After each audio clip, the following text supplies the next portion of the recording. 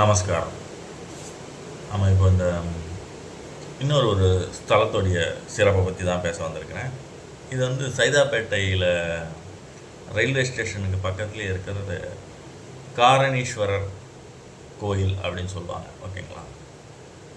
அருள்மிகு காரணீஸ்வரர், அம்பாள் பேர் வந்து ஸ்வர்ணாம்பிகை அப்படின்னு சொல்லுவாங்க. இந்த ஸ்தலம் வந்து ஒரு 450 வருடம் பழமையானதுன்னு சொல்கிறாங்க. இப்போ இது ஆனால் நான் உணர்ந்த வகையில் நான் 2007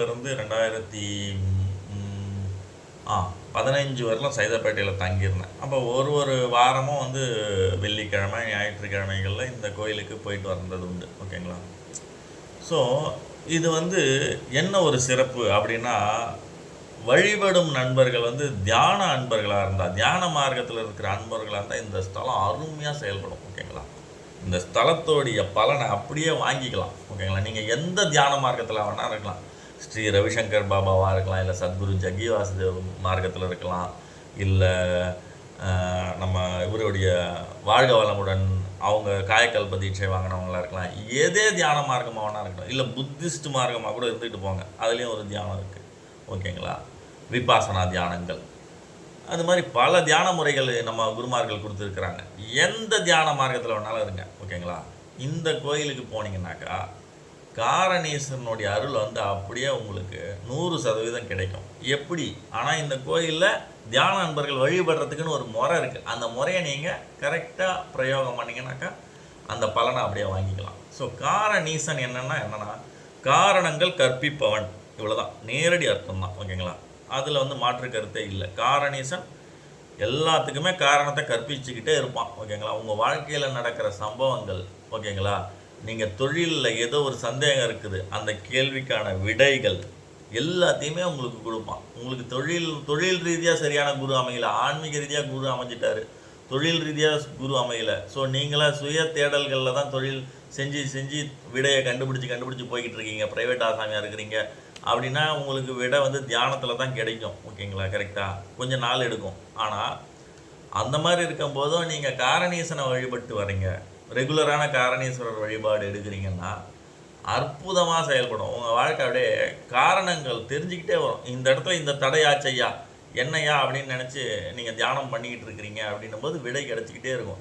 இந்த ப்ராப்ளத்துக்கு இதுதான் ரீசன், இந்த ப்ராப்ளத்துக்கு இதுதான் ரீசன் அப்படின்னு சொல்லிட்டு காரணங்களை கற்பித்து கொண்டே இருப்பான் காரணீசன். ஓகேங்களா?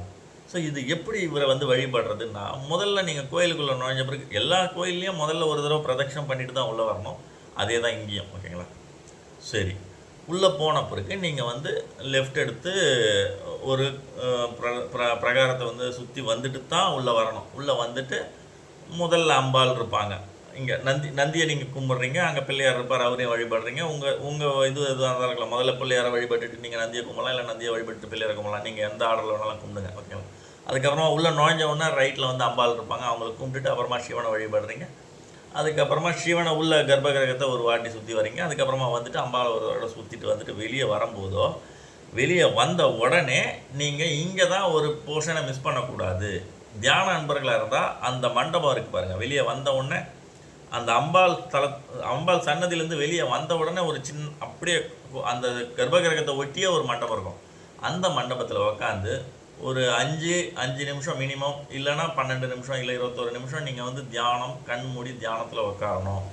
நீங்கள் உங்கள் வீட்டில் பண்ணுற பயிற்சிகள், சுவாச பயிற்சிகள் அதெல்லாம் பண்ணணும்னு அவசியம் இல்லை. சும்மா கண்ணை மூடி உக்காந்துக்கலாம். ஓகேங்களா? உட்காந்துட்டு ஒரு 5 நிமிஷம் மினிமம், இல்லை அவங்கவுங்க வசதிக்கு ஏற்ற மாதிரி ஃப்ரீயாக இருக்கிறீங்கன்னா 21 நிமிஷம் கூட கண்டினியூஸாக கண்ணை மூடி உட்காரலாம். உங்களை யாரும் எந்த டிஸ்டர்பும் பண்ண மாட்டாங்க, எழுந்து போங்க. ஆனால் அம்பாள் சன்னதியுடைய பாதையில் உட்காருந்தீங்கன்னு மட்டும் சொல்லுவாங்க. ஓகேங்களா?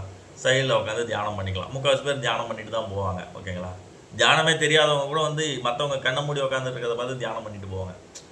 இப்படி பண்ண அந்த மாதிரி நீங்கள் அந்த தியானத்தை மட்டும் மிஸ் பண்ணிங்கன்னா காரணீஸ்வரர் வந்து பலன் தர மாட்டார். ஓகேங்களா? கண்டிப்பாக உங்களுக்கு காரணங்கள் உடனே கிடைக்காது. அந்த தியானத்தை பண்ணிவிட்டு அதுக்கப்புறமா கோயிலிருந்து வெளியே வந்துட்டு நீங்கள் வீட்டுக்கு போகலாம். ஓகேங்களா? அப்படி பண்ணும்போது இது மாதிரி ரெகுலராக பண்ணிக்கிட்டு வரும்போதோ இந்த காரணீசன் வந்து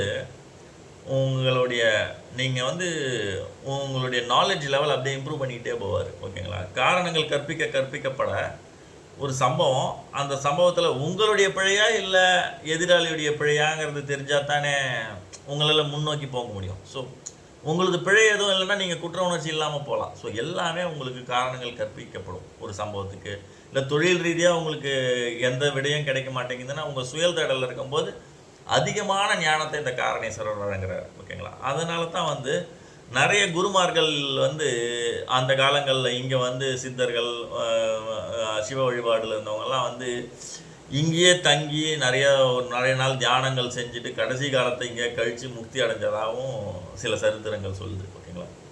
அதனால் உங்களுக்கு நேரம் கிடைச்சா சைதை காரணேஸ்வரரை வந்து கண்டிப்பாக தரிசனம் பண்ணுங்கள். தியான அன்பர்களாக இருந்தால் கண்டிப்பாக மிஸ் பண்ணாமல் தரிசனம் பண்ணுங்கள். நான் சொன்ன முறையில் வழிபட்டிங்கனாக்கா சிறப்பாக வேலை செய்யும். நன்றி. நமச்சிவாயம்.